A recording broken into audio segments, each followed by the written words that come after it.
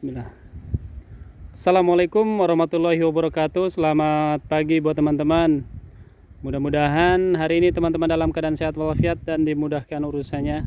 Dan semoga aktivitas serta rezeki yang didapatkan di hari ini semoga Allah beri keberkahan. Amin ya rabbal alamin. Selamat datang di channel Durian Lampung Tengah. Alhamdulillah hari ini saya silaturahim ke Lojinai Farm untuk banyak belajar seputar perawatan durian. Nah, jadi sebagaimana biasa saya akan belajar seputar perawatan durian baik yang masih dalam fase vegetatif atau pertumbuhan, dan tentunya juga belajar yang sudah memasuki program generatif, dan insya Allah kita akan selalu update perkembangan terbaru di Lojinai Farm. Nah, jadi ini adalah kebun durian yang beralamat di Desa Kaliwungu, Kecamatan Kalirjo, Kabupaten Lampung Tengah.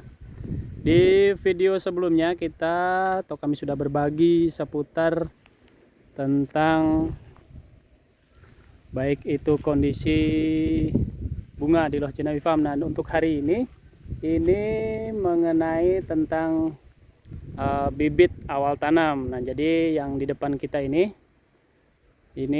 bawor yang usianya 1 tahun, sekitar 1 tahun 8 bulan ya. Jadi 1 tahun 8 bulan. Kemudian ini juga yang ya selisih sekitar 4-5 bulan. Yang ini yang D2 berapa? D24. Nah, D24. Kemudian itu yang musangking. Nah, ini musangkingnya. Jadi hari ini temanya adalah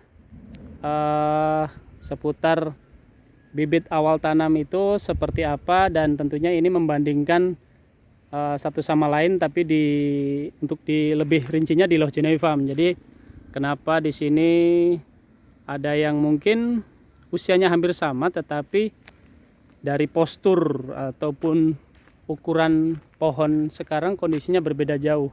Nah, insya Allah kita nanti bakal dijelaskan sama Mas Angga.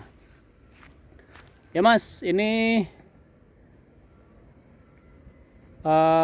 lebih detailnya ini gimana Mas? Jadi terkadang kan mungkin buat teman-teman masih ada yang berkecil hati, mungkin kan sudah tanam sekian tahun tapi kondisi pohonnya mungkin kurang ya, meskipun katanya sudah pakai kohe, sudah pengemburan tanah, sebenarnya udah baik lah, tetapi kondisi mungkin dari pertumbuhannya ataupun postur pohonnya ini kurang besar atau gimana lah.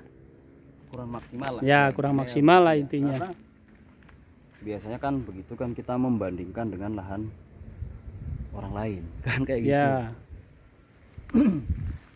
Jadi kita lihat saya mau membandingkan dengan usia yang sama di lahan saya sendiri ya, biar fair ya, apple to apple lah gitu. Ini Mas, ini dulu Mas, ini kita ke yang musangking dulu Mas ya. ini musangking. Nah, ini musangkingnya ini. Musangking ini saya tanam usianya 18 bulan sama dengan bawor itu. Setahun 8 bulan. Ya. Setahun 8 bulan lebih sekitar 10 hari. Ini sama yang bawor yang tadi tuh. Sama dengan yang bawor.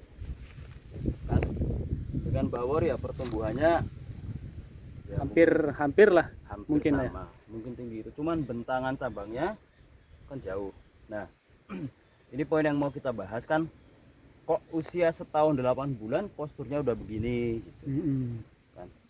Nah, itu kan saya beberapa kali baca, walaupun bukan di kontennya Mas Wawan ya, di beberapa punya siapapun itu, punya saya kok lahannya mungkin sama, Ya. kelihatannya sama, MDPL-nya sama, kok Pertumbuhannya mungkin beda. kok jauh banget gitu. Nanti saya bandingin dengan yang sebelahnya juga, biar teman-teman, maksudnya kita berbagi biar teman-teman itu semangat terus merawatnya, biar gak berkecil hati lah. Pokoknya yang penting itu nanti kalau memang pohon udah waktunya buah intinya gitu Ya. kan. Kasihan teman-teman udah nanti merawat apa, terus yang dikhawatirkan itu semangatnya turun, mau ngerawat ditinggal. Udah pertengahan jalan itu kok ditinggal, udah keluar biaya waktu kan. Jadi cukup disayangkan lah ya. Ini setahun 8 bulan 10 hari saya tanam dari bibit sekitar 170-an cm. Ya, jadi hampir 2 meter lah ya, kurang lebih. Sekitar ya setinggi saya lah mungkin ya, 170-an. Tapi itu kan nggak terhitung dari polybag planter bagnya ya. Oh iya. Nggak terhitung itu. Nah, terus kondisi tanahnya ini lebih gembur daripada yang lain. Karena apa? Tanah ini tanah yang sengaja kita istilahnya diuruk ulang gitulah Mas. Ya. Kita ambil tanah yang baru lah ya. Jadi ini tanah-tanah baru yang kita campur dengan abu kelapa sawit itu. Ya. Dicampur, diaduk ke sini. Memang kita coba 2 pohon yang jelas dengan bawor itu. Makanya ini diinjak gembur. Nah, pertumbuhannya maksimal. Yang pertama faktornya tanah, yang kedua bibit dan perawatan. Nah, terus kalau dengan sebelahnya perawatannya sama, itu juga tanahnya bekas diuruk juga itu kan. Yang ini, yang ini di kan, ini timbunan sengaja dibuat juga. Karena nggak mungkin ini kemarin kalau nggak dibuat begini. Ya. Jadi kita ambil tanah baru. Ini kan yang belum kita rapihin. Kalau yang di sini udah. Oh, ini yang udah banyak rumput inilah yang udah inilah ya. Ini yang udah baru.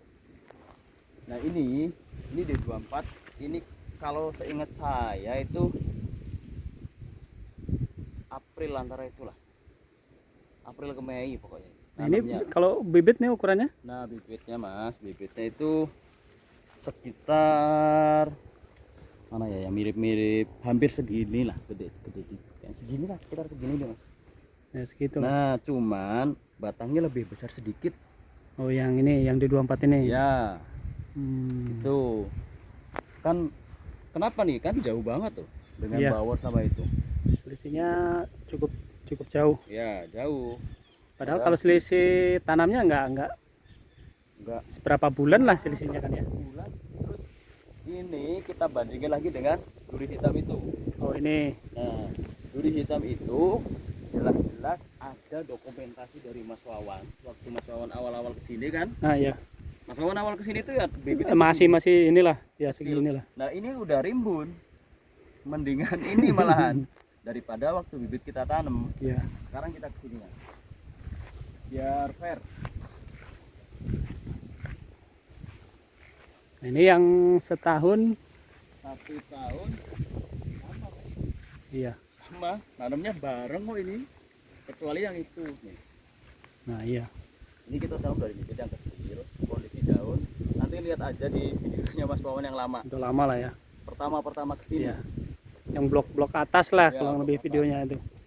Kan ada daunnya cuman itu apa? Ya berapa inilah. Gitu. Jadi kesimpulannya gimana?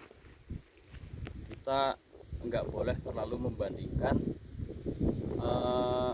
kebun kita dengan kebun orang. Kalau mau membandingkan itu untuk belajar nggak apa-apa.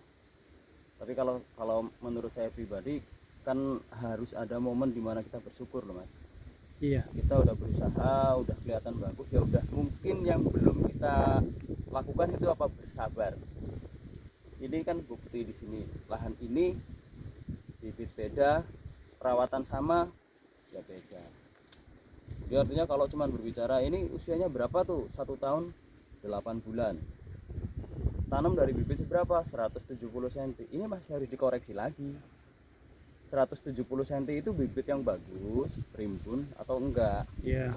Kan ada bibit tinggi tapi langsing banget, daunnya sedikit, kondisinya enggak rimbun gitu.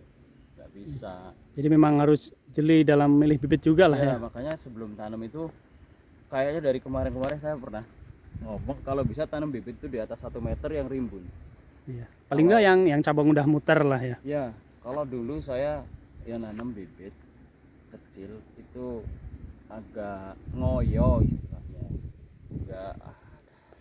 Jadi dia lebih apa ya, untuk adaptasi lingkungannya lebih lama mungkin ya kalau terlalu kecil lah ya. Betul Mas.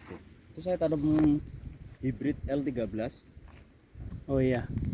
Kan sampai sekarang baru itu yang paling paling kecil itu menurut saya Pak.